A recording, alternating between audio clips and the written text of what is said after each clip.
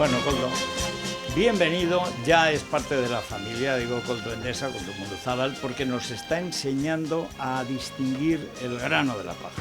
Y sobre todo nos está descubriendo que esto de la factura de la luz, aparte de un embrollo, un lío, un jeroglífico y un enigma, es algo que se puede ir entendiendo, si te lo van explicando. Vamos a hablar, Koldo, bienvenido.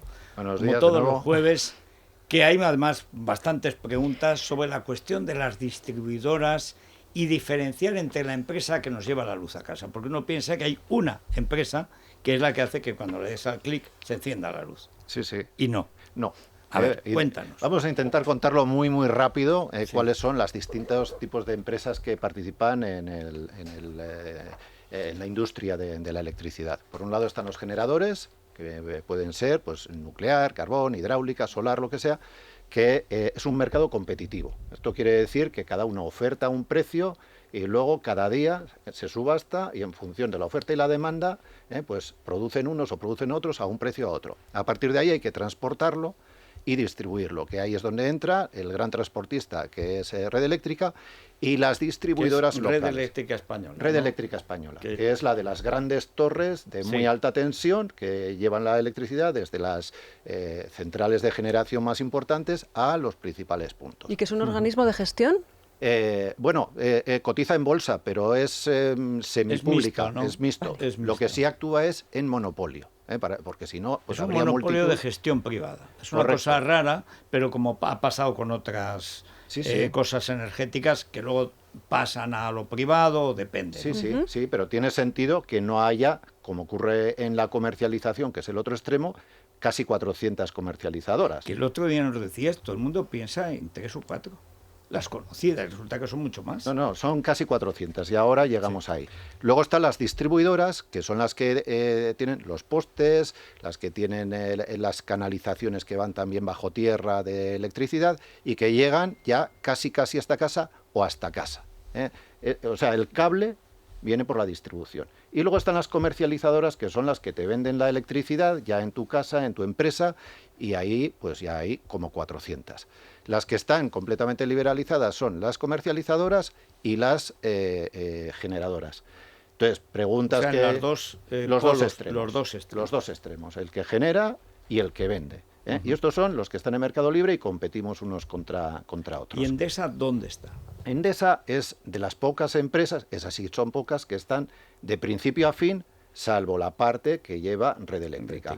Es generadora y, como decíamos el otro día, además, con una vocación de generar de manera sostenible. ¿Por qué decimos que hay vocación de producir también de manera sostenible?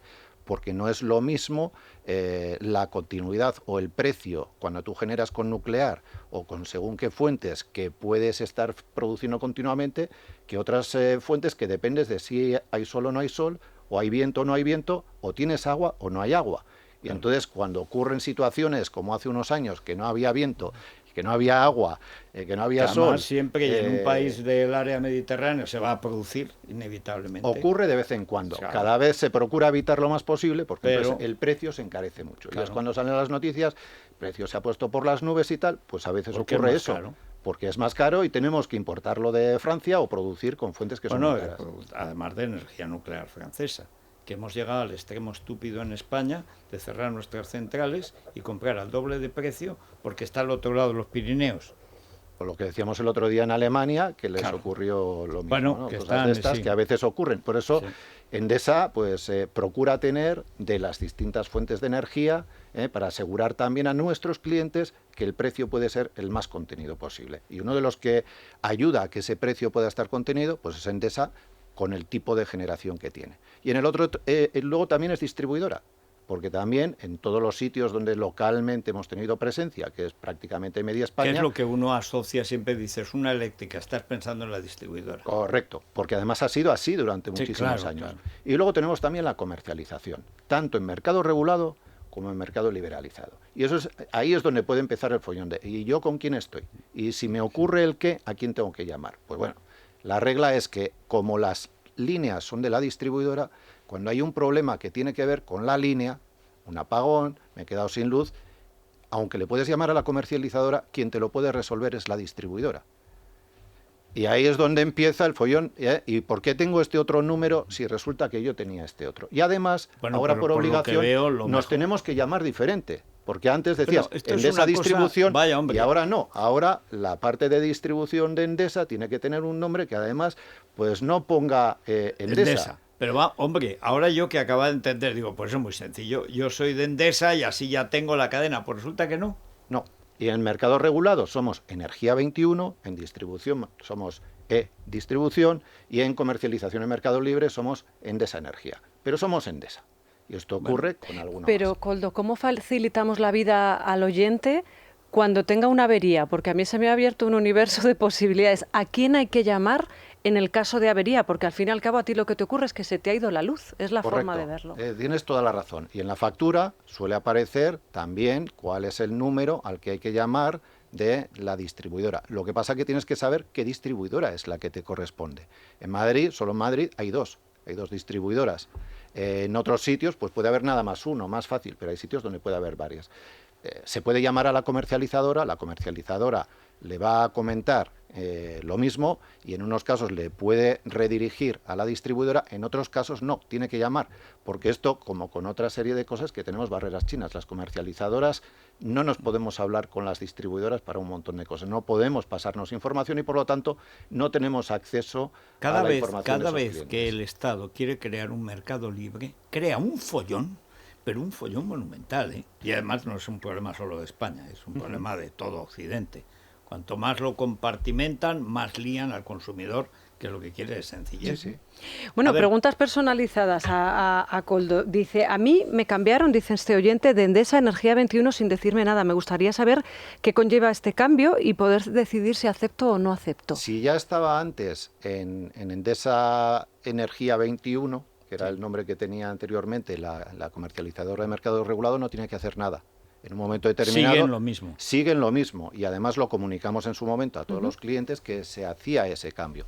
Si ha pasado de otra comercializadora ahí, habría que saber el motivo por el cual había sido traspasado a Energía 21. Pero desde Endesa Energía, por ejemplo, no pasamos a ningún cliente. O lo ha solicitado el cliente, o yo creo que en este caso pues habrá sido alguien que ya estaba en Energía 21 y no era consciente de que estaba ahí y como no ha visto lo de Endesa, pues ya me han cambiado a otra. Exactamente. Claro, también a veces tenemos mentalidad gran ciudad, ¿no? Los que vivimos en una ciudad grande que tenemos a nuestra disposición más servicios que los que viven en alguna localidad mucho más pequeña. Pero también es más sencillo, ¿no? Un pueblo, como llevan pocas líneas, pues te enteras de lo que hay. En cambio, en la ciudad te lías. Sí, pero también puedo entender esa pregunta porque está ocurriendo, y esto es un consejo a los oyentes, que hay personas que sin haberlo deseado les han cambiado de comercializadora, que le ha llamado a alguien y le ha dicho, oye, que soy el de Endesa que te está trayendo aquí los descuentos de este año. Y descubres de repente, y tenemos muchos clientes que les ha ocurrido eso y nos llaman muy preocupados después, que mira, que de repente yo creía que seguía contigo y estoy en la comercializadora Pata Plus. Y encima es que me han puesto, sin yo saberlo, una cláusula de permanencia y si me voy en los primeros meses es que me hacen pagar un montón. ¿Cómo puedo volver con vosotros? Bueno, que eso es estafa, phishing, en fin, llámale como quieras, pero es una forma, digamos, de atraco. Sí, pero que puedo entender a ese cliente que yo de repente estoy aquí en una empresa que se llama Energía 21, que esto es la manía, pues que obligar a cambiar el nombre es un disparate tal. Cuando tienes la facilidad de poder, digo el consumidor, desde el punto de vista del 99%, bueno, si yo me puedo aclarar con Endesa, ¿por qué me lía usted? O sea, bueno, en fin. Otra pregunta, dice, ¿cómo nos afecta a los clientes la forma en la que se produce la electricidad? Yo creo que hay que saber un panorama amplísimo de respuestas y de programas especiales, ¿no? Podríamos tener monográficos. Antes he intentado resumirlo. Nos afecta a todos en que cada día se subastan los precios que va a tener y que eso va a depender de si hay más agua o hay menos agua, o es un día que se prevé muy frío y entonces se sabe que se va a producir. Porque hay que decir que toda la energía, venga de donde venga, va luego a un fondo común. Sí. Esto es importante. Eso es muy importante. Al final la gente dice, bueno, ¿y por qué sé yo que mis electrones son verdes o no verdes en mi casa? No, una vez que ya están en la red, va a una caja común y de esa caja común luego se redistribuye. Sí. Entonces ahí el precio va a depender de la oferta y la demanda. Que no se almacena la energía, es que hay que recordarlo, ¿verdad? Es algo... Se está trabajando en ello y dentro de no mucho es posible que se pueda almacenar parte de la energía, no la totalidad, pero parte. Y será un gran salto. Hasta ahora no. Hasta ahora no, o de forma muy cara o de forma muy restringida. Y entonces tienes tú ahí el milagro de que si mañana, hoy, ahora, en este momento, alguien está encendiendo el horno, alguien tiene que producir la energía equivalente de ese horno en ese momento. Entonces ahí tienes ya, por eso digo que da para todo un mercado la previsión al día siguiente, por eso el precio en el mercado regulado cada día y cada hora cambia. Sí, era otra pregunta, Koldo, fíjate, ¿por qué cambia el precio de hora en hora? Pues es por este motivo, porque hay algunas horas que se concentra la industria, el transporte, la gente en su casa, a esas horas hay que producir esa energía en ese mismo instante y todas las fuentes de producción no son igual de baratas, hay que irlas añadiendo. De noche, por ejemplo, poco sol puede haber, luego la solar tiene su sentido durante el día, durante la noche, el viento también durante la noche tiende a calmarse. Los que de sitios esa es una como pregunta Aragón, que hay muchísimo viento, hay cantidad de molinillos. La dejo yo formulada para la semana que viene, porque me acuerdo cuando lanzamos la sección, no me acuerdo quién fue, quizá a ti, me quedé con esta duda. ¿Por qué los molinos de viento están parados muchas veces, no? Pero la dejamos para otro. ¿Qué piensas? Pero bueno, ¿no deberían estar en constante movimiento? Pues creo que tiene que ver con lo que nos acabas de contar, ¿no? Te respondo ya mismo y por hoy acabamos. Tiene que ver con que haya demanda. Si no hay demanda, no tiene sentido que el molinillo esté funcionando sí, y tiene que ver con que haya viento. Entonces, si hay demanda y no hay viento, no puedes producir. Y si hay viento y no hay demanda, no tiene sentido producir. Claro. Y ahí es donde entran otras fuentes de energía que son las que aseguran que siempre pueda haber. Por eso no se puede apostar todo a un único tipo de energía, sino que hay que tener lo que se denomina un mix de producción.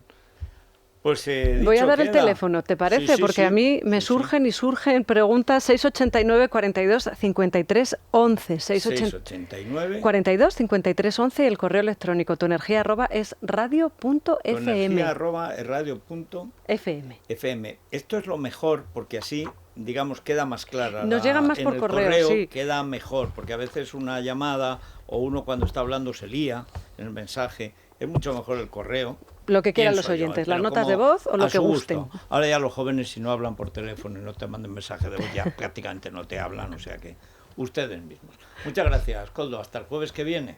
Gracias a vosotros una vez más. Nos vamos. Nada. Hasta mañana a las 6. Pásenlo bien.